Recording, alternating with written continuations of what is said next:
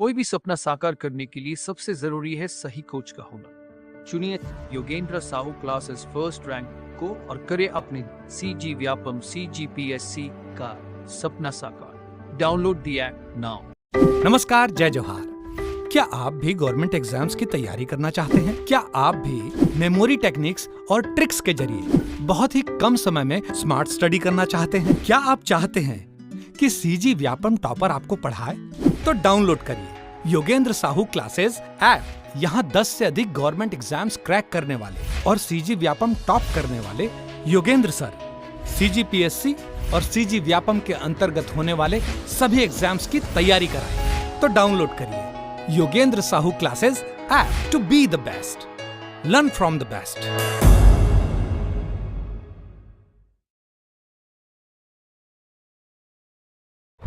पंचायती राज व्यवस्था को मध्य प्रदेश ने कब अपनाया, ये देखते हैं, है ना। मध्य प्रदेश की विधानसभा में ये कब पारित हुआ? 30 दिसंबर 1993, है ना। मध्य प्रदेश, अपन पहले मध्य प्रदेश के ही हिस्सा थे, ठीक है। तो मध्य प्रदेश की विधानसभा ने अपने यहाँ पारित किया पंचायती राज को लागू करने के लिए, ठीक है। क्योंकि पंचायती राज कौन सी सूची का विषय है? राज्य सूची का। इस पर कानून कौन बनाता है? राज्य सरकार। तो राज्य सरकार लागू करने के लिए अपने विधानसभा में पारित करेगी। तो मध्य प्रदेश की विधानसभा ने इसको पारित किया था 30 दिसंबर 1993। कब पारित किया था? 1993, ठीक है। उसके बाद ये राष्ट्रपति द्वारा, राज्यपाल द्वारा सिग्नेचर कब हुआ? 24 जनवरी 1994, ठीक है। और ये किसमें? राजपत्र में, गजट में कब प्रकाशित हुआ? 25 जनवरी 1994। और इसी दिन से ये कहाँ लागू हो गया? मध्य प्रदेश में। पंचायती राज व्यवस्था को लागू करने वाला पहला राज्य कौन था? मध्य प्रदेश। उस समय छत्तीसगढ़ भी उसी के साथ था, ठीक है। और फिर वहाँ पे क्या हुआ? पंचायती राज व्यवस्था लागू हो गई।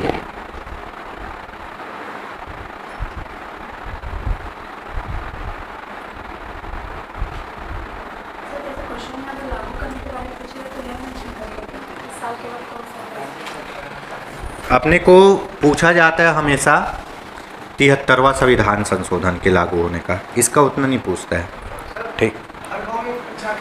हाँ, हर गांव में या 1-2 गांव को मिला के ग्राम पंचायत होता है जनसंख्या के हिसाब से, ठीक है। चलिए आगे देखते हैं।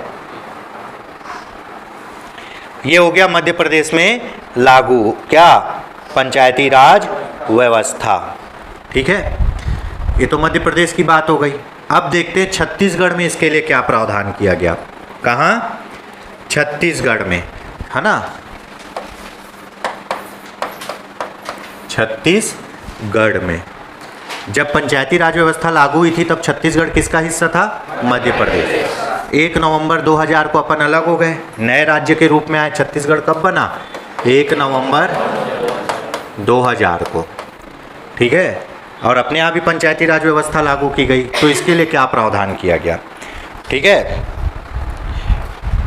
इसके लिए पास किया गया आपका छत्तीसगढ़ में पंचायती राज व्यवस्था के लिए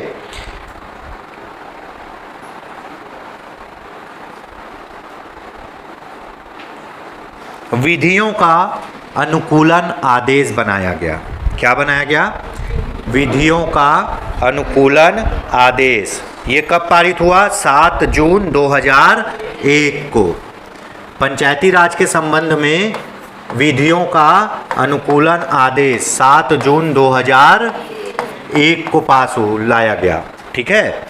उसके बाद इसका राजपत्र में प्रकाशन कब किया गया? 18 जून 2001, ठीक है। 18 जून 2001। और ये छत्तीसगढ़ में लागू कब हुआ? 1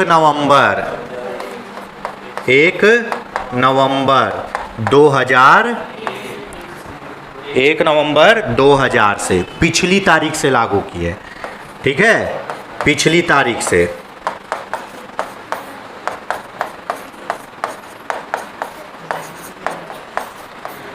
अब देखिए, अपन मध्य प्रदेश के पंचायती राज से ही अलग हुए, है ना। तो विधियों के अनुकूलन आदेश में वो नियम कानून जो हम मध्य प्रदेश से ग्रहण किए हैं उसको लाए। जितना पंचायती राज व्यवस्था हम मध्य प्रदेश से लिए हैं उनका एक आदेश बनाया गया। कब? 7 जून 2001 को, कि पंचायती राज के ये नियम अब कहाँ लागू होंगे? छत्तीसगढ़ में। एक लिस्ट बनाई, यही क्या कहलाया? विधियों का अनुकूलन आदेश। और इसको राजपत्र में कब प्रकाशित किए? 18 जून को। और 18 जून को 2001 को इसको प्रकाशित किए और बोले हैं कि ये जो पंचायती राज व्यवस्था है हमारे छत्तीसगढ़ में कब से लागू होगी? 1 नवंबर 2000 से, पिछली तारीख से, जिस दिन से छत्तीसगढ़ बना है उस दिन से लागू माना गया। ठीक है, उस दिन से लागू माना गया, क्योंकि जब अपना राज्य अलग हुआ तो तुरंत तो नहीं बन सकता था। तो 7 जून को विधियों का अनुकूलन आदेश बनाया गया, अपनी पंचायती राज व्यवस्था का ड्राफ्टिंग किया गया जो अपन मध्य प्रदेश से लिए। उसके बाद उसको राजपत्र में प्रकाशन मतलब लागू हो जाना। राजपत्र में प्रकाशन कब किए? 18 जून को। अब उस पर डेट डाले कि ये कब से लागू माना जाए? 1 नवंबर 2000 से। अब कई चीज़ें बैक डेट में होती है ना। अब मान लो अभी जैसे फॉर एग्जांपल डीए की बात हो रही है ना। अब डीए सरकार ने बढ़ा दिया और बोला कि ये डीए कब से लागू होगा? 2020 से। तो आपको 2020 का पूरा इकट्ठा करके क्या मिलेगा? एरियस मिलेगा। फिर उसके बाद अभी जो नया चलेगा उसका पैसा मिलेगा। तो वैसे ही बैक डेट से इसको क्या किए हैं? लागू किए हैं, क्योंकि हमारा छत्तीसगढ़ राज्य कब बना? 1 नवंबर 2000 को। यहाँ तक समझ में आया? ठीक है। एमपी में जो लागू हुआ वो तो हुआ, हमारे छत्तीसगढ़ में अनुकूलन आदेश बनाया गया। मतलब भाई ये पंचायती राज व्यवस्था थी जो कहाँ चल रही थी? मध्य प्रदेश में। हम भी कहाँ के हिस्से थे? मध्य प्रदेश के। 1 नवंबर 2000 को हम लोग अलग हो गए और 7 जून 2001 को हमने अपने पंचायती राज का क्या किया? ड्राफ्टिंग किया।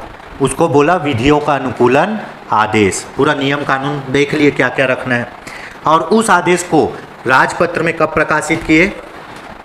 18 जून 2000। राजपत्र में, गजट में प्रकाशित होता है तो कोई भी नियम क्या कहा जाता है? कि वो अब लागू हो गया। क्या कहा जाता है? वो अब लागू हो गया। तो जब ये राजपत्र में प्रकाशन हुआ 18 जून 2001 को, तो अपन कौन सी तिथि डालें वहाँ पे? 1 नवंबर 2001 से लागू माना गया है। क्या? पंचायती राज व्यवस्था। कहाँ पे? छत्तीसगढ़ में। ठीक है, यहाँ तक समझ में आ गया? तो अपन यहाँ 3 स्टेज में लागू किए हैं। एक 73वां संविधान संशोधन। 73वां संविधान संशोधन के बारे में पढ़ें। फिर वो 73वां संविधान संशोधन संपूर्ण भारत में लागू हुआ। भारत में लागू होने के बाद उसको कौन अपनाया? मध्य प्रदेश सरकार अपनाई। मध्य प्रदेश सरकार के अपनाने के बाद हम मध्य प्रदेश से अलग हुए और हम अपनाए। तो ये हो गया।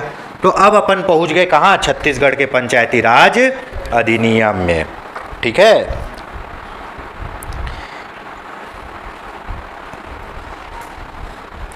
ठीक।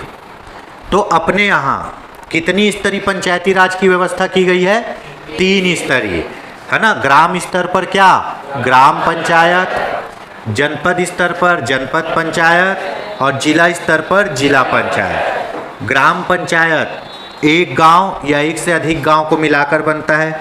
हर विकास खंड में एक जनपद पंचायत होता है और हर जिले में एक जिला पंचायत होता है। ठीक है, यहाँ तक हो गया। चलिए भाई आगे देखते हैं।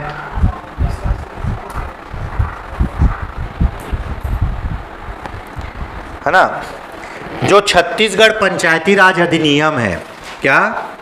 छत्तीसगढ़ पंचायती राज अधिनियम। ठीक है, छत्तीसगढ़ पंचायती राज अधिनियम, ये जो है इसमें क्या क्या है देखते हैं। छत्तीसगढ़ पंचायती राज अधिनियम में कुल अध्याय कितने हैं? 15। ठीक है, कुल अध्याय कितने हैं? 15। उसके बाद है ना, कुल धारा कितनी है? कुल धारा है 100 कितनी? 32। और कुल अनुसूची है कितनी? 4। ये छत्तीसगढ़ पंचायती राज अधिनियम, ये पूछा जाता है अपने यहाँ। छत्तीसगढ़ के पंचायती राज अधिनियम में कुल अध्याय हैं 15, है ना। कुल धारा है 132 और कुल अनुसूची है कितना? 4। ये पूछा जाता है, ठीक है। कुल धारा 132, कुल अध्याय 15 और कुल अनुसूची 4। ठीक, ये हो गया। ये छत्तीसगढ़ की बात कर रहे हैं, ठीक है। जो आप लोग 16 अनुच्छेद पढ़े वो कहाँ का है? 73वां संविधान संशोधन का है। हमारे यहाँ ये वाला लागू है, उसी के अकॉर्डिंग अपने यहाँ ये है। क्यों? क्योंकि पंचायती राज विषय है कहाँ का? राज्य सूची का। और इस पर कानून कौन बना सकता है? राज्य सरकार। ठीक है, यहाँ तक समझ में आ गया? ठीक।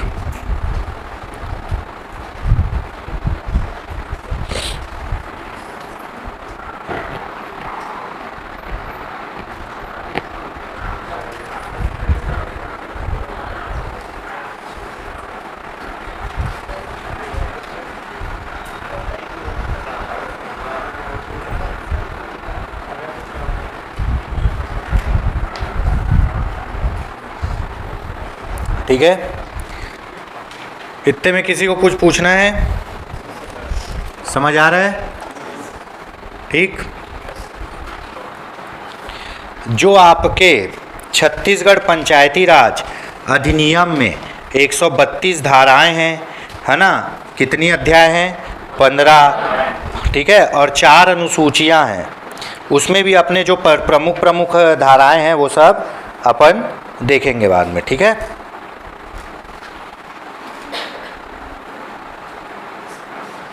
चलिए, यहाँ तक हो गया, आगे बढ़ें।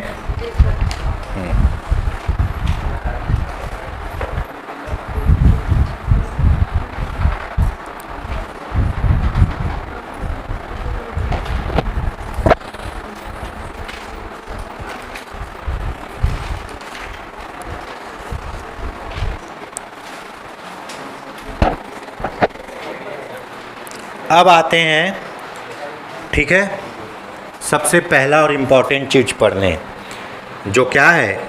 ग्राम सभा। चालू करते हैं, ठीक है। ग्राम सभा।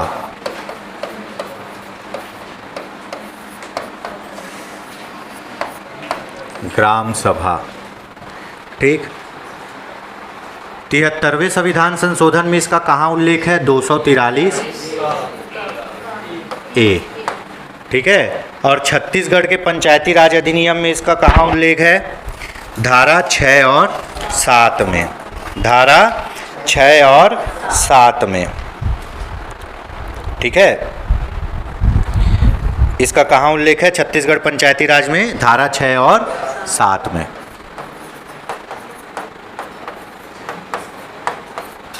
ठीक, ग्राम सभा, ठीक है।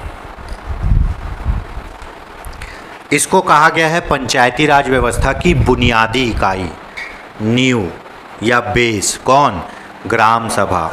यही होता है पंचायती राज व्यवस्था की क्या? बुनियादी इकाई, ठीक है। इसके लिए कहा गया है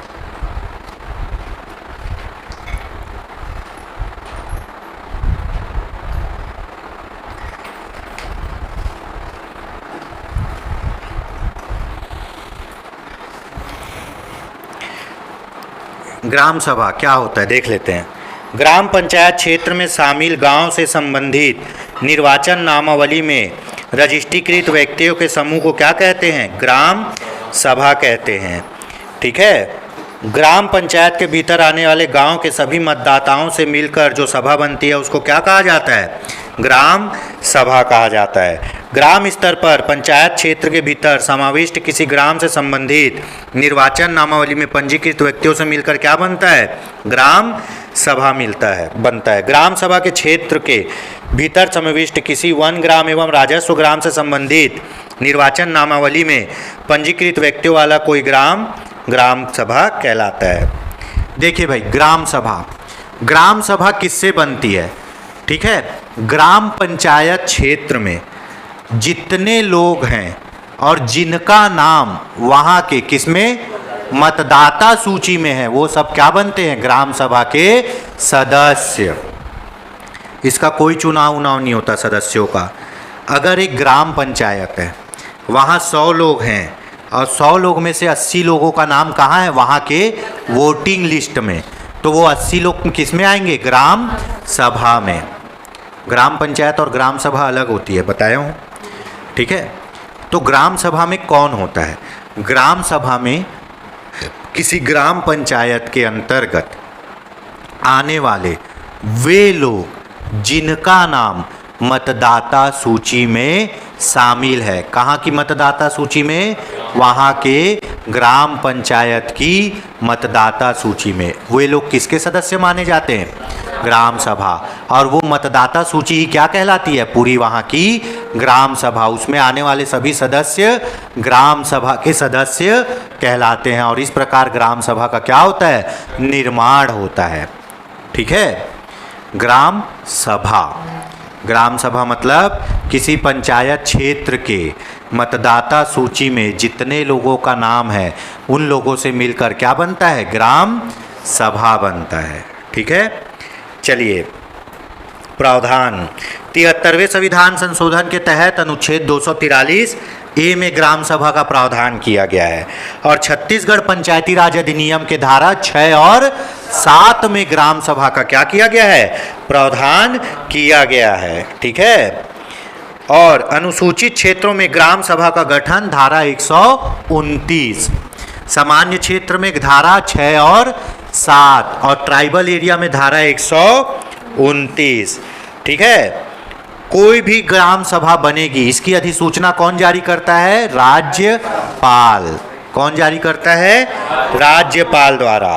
खंड और जिला पंचायतों की सीमा में परिवर्तन की अधिसूचना भी कौन जारी करता है? राज्यपाल।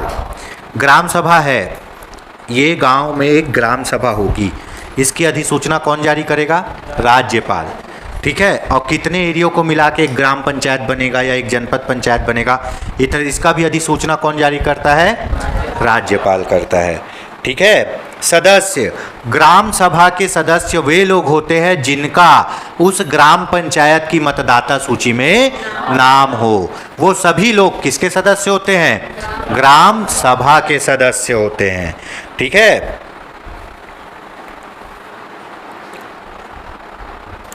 उसके बाद यहाँ तक समझ में आ गया। इसीलिए ग्राम सभा कभी भी भंग नहीं होती, ये कंटिन्यू चलते रहती है। ठीक है, ग्राम सभा क्या होता है? किसी ग्राम पंचायत क्षेत्र में जो मतदाता सूची है, उस मतदाता सूची में जिनका नाम है वो ग्राम सभा के क्या होंगे? सदस्य। ग्राम सभा की अधिसूचना कौन जारी करता है? राज्यपाल। और इसीलिए ग्राम सभा कभी भंग नहीं होता, ये एक स्थायी संस्था है। क्या? ग्राम सभा। ठीक,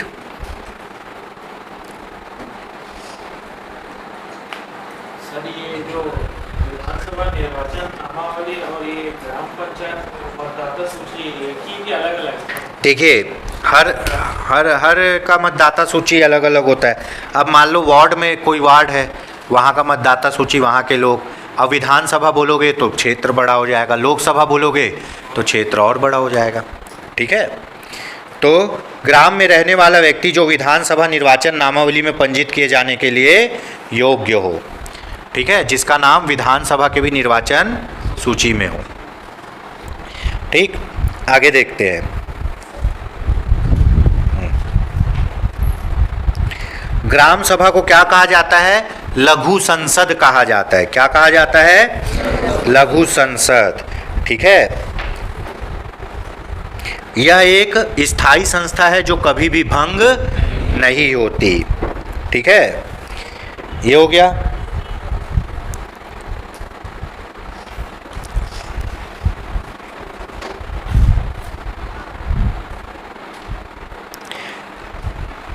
ठीक, अब देखते हैं इसकी मतदाता सूची कैसे तैयार होती है। कहाँ की? ग्राम सभा की। क्यों? क्योंकि जो लोग ग्राम सभा में कौन आएगा? जिनका नाम मतदाता सूची में हो वही लोग आएंगे ग्राम सभा में। तो मतदाता सूची कैसे तैयार होती है? ठीक है, धारा 4 के अनुसार ग्राम की मतदाता सूची, प्रत्येक ग्राम के लिए क्या होगा? एक मतदाता सूची। छत्तीसगढ़ पंचायती राज अधिनियम के धारा 4 में कहा गया है हर गांव का एक वोटिंग लिस्ट होगा, और होता भी है भाई, है ना, कि कौन कौन लोग हैं। दूसरा, धारा 5 के अनुसार ग्राम के मतदाताओं का पंजीकरण, प्रत्येक गांव की एक मतदाता सूची होगी। कोई भी व्यक्ति को उस ग्राम का मामूली तौर पर निवासी है उस गांव की मतदाता सूची में पंजीकृत करने के लिए हकदार होगा। प्रत्येक ग्राम के ऐसे प्रत्येक व्यक्ति जो उस ग्राम से संबंधित विधानसभा निर्वाचक नामावली में पंजीकृत किए जाने के लिए पात्रता रखता हो, या जिसका नाम उस ग्राम से संबंधित विधानसभा निर्वाचन नामावली में दर्ज हो। अब गांव की मतदाता सूची कैसे तैयार करते हैं? एक तो गांव की जो मतदाता सूची होती है, या फिर वो गांव जिस विधानसभा क्षेत्र के अंतर्गत आता है उस विधानसभा क्षेत्र के मतदाता सूची में अगर नाम होगा तो उसका नाम भी उस ग्राम के मतदाता सूची में रखा जाएगा। ठीक है, इस प्रकार से आपका क्या होता है? मतदाता सूची तैयार होती है। और इसी मतदाता सूची में आने वाले लोग क्या कहलाते हैं? ग्राम सभा के सदस्य। यदि किसी व्यक्ति का नाम अन्य स्थानीय प्राधिकारी से संबंधित निर्वाचक नामावली में पंजीकृत है, वह ग्राम की मतदाता सूची में पंजीकृत होने का हकदार नहीं होगा। ठीक है, अगर कोई बाहर का आदमी है तो वो गांव का कैसे हो सकता है? आप उस गांव के होने चाहिए जिस गांव के में आपका नाम है, या आपका नाम उस गांव के मतदाता सूची में होना चाहिए। ठीक है, कोई भी व्यक्ति एक से अधिक गांव के मतदाता सूची में अपना नाम नहीं रखवा सकता। ये नहीं कि ये गांव के ग्राम सभा में भी सदस्य है और वो गांव के ग्राम सभा में भी सदस्य है, आप रहोगे एक ही जगह। इसीलिए तो अब आपके आधार कार्ड को किससे लिंक किया जा रहा है? आपके वोटर आईडी से, ताकि आप अगर वोट डाल दिए तो आपका आधार कार्ड में रजिस्टर हो गया, फिर फर्जी वोटिंग नहीं कर सकते। अच्छी चीज़ है ये। ठीक है, अगर कोई व्यक्ति किसी विधानसभा के मतदाता सूची में अपात्र है, उस मतदाता सूची में नाम लिखाने का हकदार नहीं है, तो वो व्यक्ति गांव के भी मतदाता सूची में नाम लिखाने का हकदार नहीं होगा। अपात्र मतलब दोनों जगह अपात्र।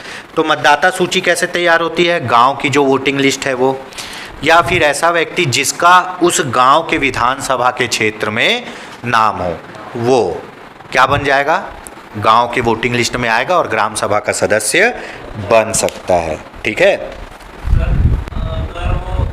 कोई इंसान पागल है तो वो तो वोट नहीं कर सकता। ऐसा तो आज तक नहीं पता भाई। ग्राम सभा को भी अलग से इलेक्शन लिस्ट में मतलब वोटिंग लिस्ट निकलती है। चुनाव किसका होता है? ग्राम पंचायत का।